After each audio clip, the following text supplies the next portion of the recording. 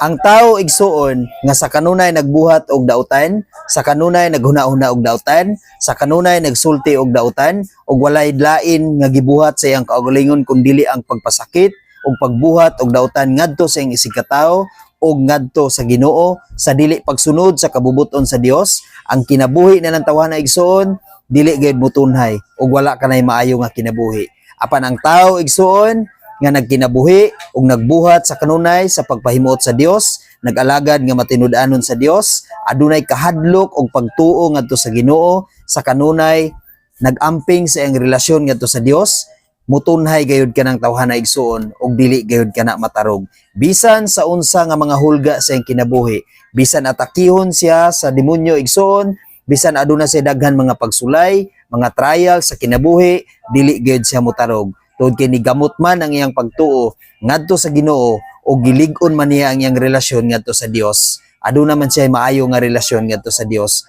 ug iya man gipahari ang Dios sa iyang kinabuhi. Panultihon 12 bersikulo 3. Ang tao dili mutunhay pinaagi sa pagkadautan, apan ang migamot diha sa pagkamatarong dili gayud matarog. Busa igsuon, pagamuta ang imong pagtuo ug imong relasyon ngadto sa Ginoo aron dili ka gayud matarog. Amen. God bless sa tanan.